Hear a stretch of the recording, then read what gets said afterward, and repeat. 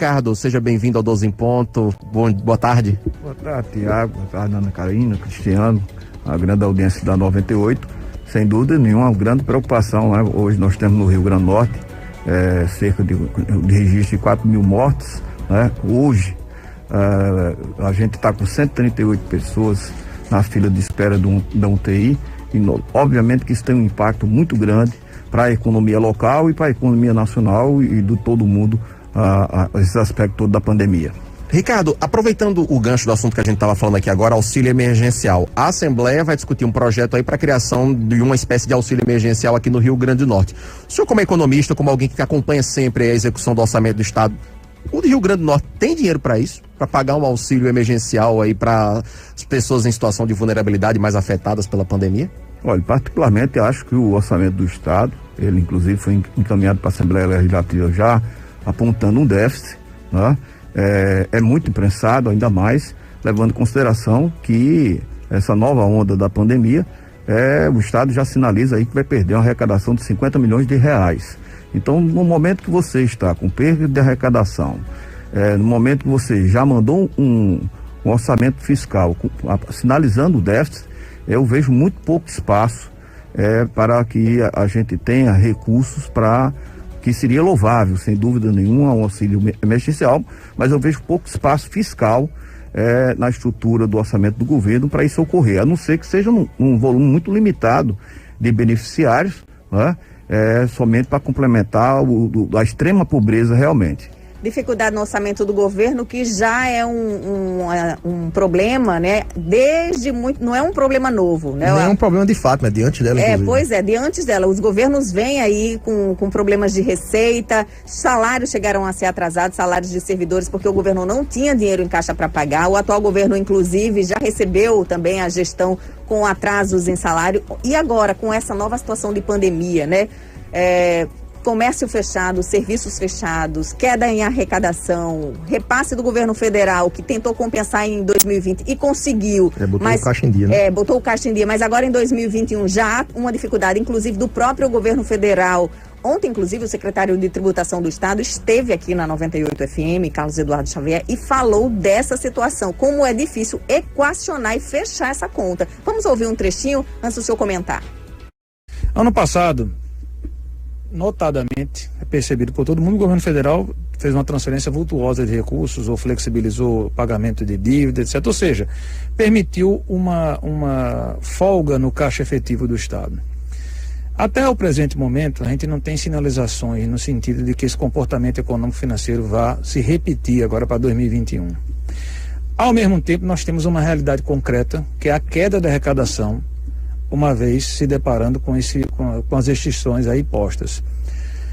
Qual é o cálculo que o governo trabalha hoje com a soma dessas duas situações?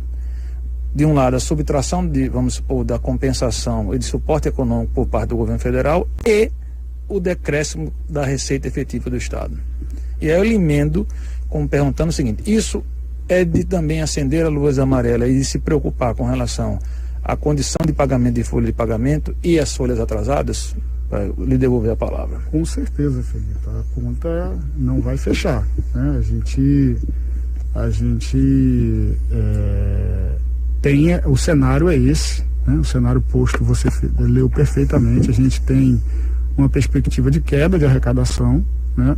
E por outro lado não tem nenhum sinal, né? A gente não enxerga nenhum sinal de ajuda para os estados e municípios, como aconteceu ano passado.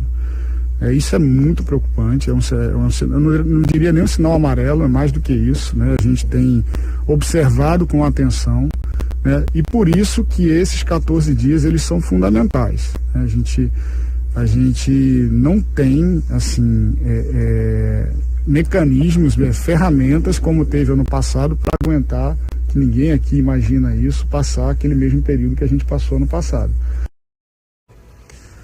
Tá aí, né? Declaração do secretário estadual de Tributação, Carlos Eduardo Xavier. Qual é a sua leitura, Ricardo Valério, dessa realidade imposta agora com o fechamento de vários segmentos, de vários setores, o que deve decair, subtrair aí a arrecadação do Estado? Olha, eu diria que, em primeiro lugar, o governo Fátima fez o dever de casa inicial, houve um ajuste fiscal muito forte, né, liderado pelo secretário Aldemir Freire, onde ele fez uma contenção muito grande dos gastos do governo, havendo reduções, revisões de contrato, a série de medidas cautelares que fez reduzir o nível de despesa do Estado. Do outro lado, a arrecadação, ele conseguiu fazer uma equalização com a participação, inclusive, da Secretaria de Tributação, através do secretário Cadu, um aumento de receita do Estado, e levou ao equilíbrio, ao ponto de que a gente, nos dois últimos governos, o governo Robson e o governo de Rosalba, havia um atraso muito grande das folhas, chegou a ficar 36 meses atrasado. Atualmente o Estado está, por isso que eu digo que fez o dever de casa, está pagando os salários em dia, já recuperou as duas folhas atrasadas. Agora, obviamente, a gente vendo o cenário atual, eu diria que nesses próximos 3, 4 meses, que coincide com o período do aumento emergencial, eu imagino que o Estado esteja, palavras do próprio secretário de Planejamento, o Estado tem um colchão financeiro hoje, justamente dessas economias, que está se preparando justamente para fazer os atrasos do passado. Eu diria que eu não vejo como a preocupação, pelo menos nesses 2, 3 meses, em relação ao Estado vir atrasar o salário. Obviamente, se a pandemia não for contida, como todos nós brasileiros esperamos que ela seja contida, que o processo de vacinação, que é o mais necessário, avance substancialmente, se ela for contida nesses 3, 4 meses, acredito que o Estado consiga manter os salários em dia, porque o colchão financeiro, acredito que seja suficiente aí para uns 3, 4 meses, mesmo com a queda de arrecadação já projetada de 50 milhões de reais. Pois é, Ricardo, a arrecadação deve cair nos próximos meses, sobretudo por causa das medidas de isolamento social, que vão fechar vários estabelecimentos aí, e não está se discutindo, pelo menos não agora, outro tipo de suporte como que houve no ano passado por parte do governo federal, né? Também chegou-se ao limite aí dessa ajuda financeira da União para os estados e para os municípios. Nesse sentido, o senhor acha que medidas deveriam ser adotadas pelo governo estadual até para evitar que uma situação de descontrole financeiro completo chegue, né, com essa queda de arrecadação que está se avizinhando?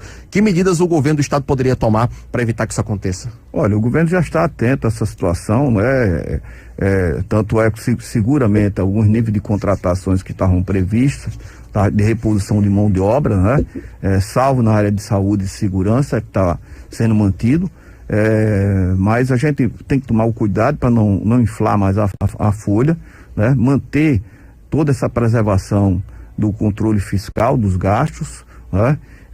De forma que eu acredito que a gente possa agora, obviamente, se a pandemia se alongar mais o perfil, seguramente o governo federal, mesmo diante de todas as dificuldades, dentro do orçamento de guerra, como eles chamam, haverá de vir a socorrer. Eu acredito, se passar de 3 meses a 4 de enfrentamento da pandemia, haverá outras medidas também do governo federal em relação à composição das perdas. Mas olhando um cenário atual, que não existe essa sinalização, eu acredito que todos esses cuidados preventivos que o Estado está tendo, a gente pode deixar os servidores públicos mais ou menos garantido, que eu acho que nesses 3, 4 meses eu não vejo sinalização de atraso de salário. Acho que o governo vai conseguir segurar bem essa situação para poder dar tranquilidade para o servidor público, que já está, inclusive, ainda com a folha de salário dentro, aguardando o recebimento. 12h56. Ricardo, vou pedir licença 1 minutinho, né? Porque a gente vai precisar chamar o nosso intervalo comercial. Na volta a gente continua falando sobre a situação econômica do estado do Rio Grande do Norte, os impactos de auxílio emergencial, outras medidas, né, para ajudar os empresários, a classe produtiva a enfrentar essa pandemia. Aqui que existe, a gente está na situação da crise, claro, e chegaram alguns agravantes para essa crise em termos de economia e principalmente em termos chegando já na população mais vulnerável, mais pobre, né, e o empregado, o trabalhador. A inflação está voltando, né? Está aumentando, né? É verdade, é uma coisa preocupante, porque nós estamos enfrentando, nós antes estávamos em recessão, mas com a inflação totalmente controlada nesses últimos 4, 5 anos. E agora nós vamos passar, estamos em plena recessão, agravada agora pela pandemia, e a inflação começa de forma galopante a sinalizar que vai aumentar. Nós já temos uma inflação projetada para em torno de 4,42% para esse ano. Temos, paralelamente, uma outra coisa agravante, que foi agora o Banco Central viu a sinalização da inflação. No momento que tem inflação alta, o remédio colocado pelo Banco Central é aumentar a taxa de juros.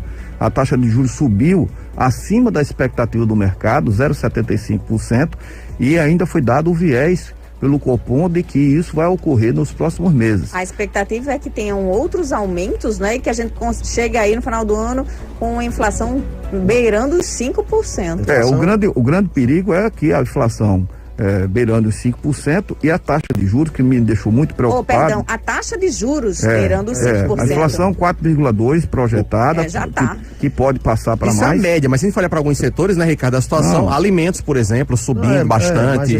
Mas é porque a reação do mercado é em cima da inflação média. Lembrando só para o ouvinte. Eu tô falando do impacto para o consumidor, né? A dona de casa que precisa ir no supermercado aí. E a inflação, ela ocorre quando você tem escassez, geralmente, de produto. Ou você tem inflação quando o mercado está muito bom, que todo mundo está comprando, ou você tem inflação quando está faltando produto. Quer dizer, a gente tem dentro dessa questão toda de lockdown por aí, também está gerando a inflação, porque está fazendo com que se tenha menos produto, menos serviço disponível no mercado. Não, é verdade.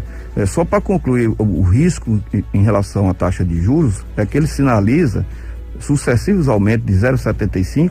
Se isso ocorrer, nós vamos chegar de novo aos 6%, né, da taxa Selic, que no momento que você vai ter que recorrer a empréstimos, tá, me parece um viés muito sem lógica. Você vai endividar mais aqueles que vão ter que tomar empréstimo, já que a taxa de juros vai estar maior.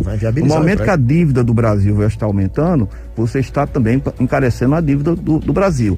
Eu acho que o momento não é para uma aceleração tão acentuada como foi tida em relação ao cupom, em relação à taxa Selic. Isso deve ser feito com mais prudência, né? A inflação, como o Tiago estava lembrando, embora projetado para 4,5%, é muito maior.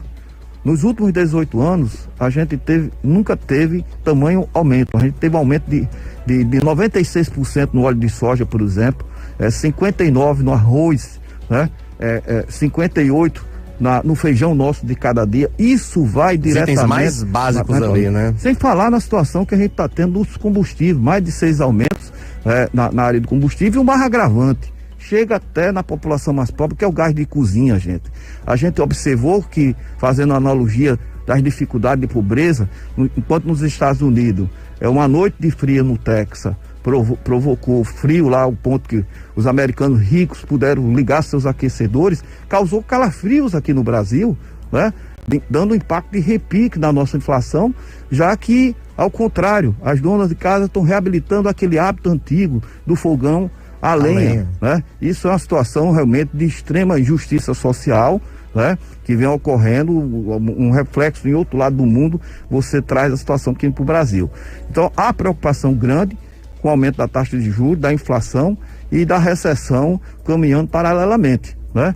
Para isso, o governo tem que ter a devida prudência, notadamente em relação a essa questão da taxa Selic, para que a gente não aumente o endividamento da classe empresarial, não pare mais ainda as possibilidades de retomada do crescimento do Brasil depois que a gente conseguir superar essa pandemia, e somente só vamos conseguir isso com a vacinação de forma bastante intensificada. Perfeito, agradecer aqui a presença hoje no 12 em Ponto do economista Ricardo Valério. Ricardo, obrigado pela participação, pelos comentários. Nós que agradecemos e estamos sempre à disposição de vocês. Obrigado.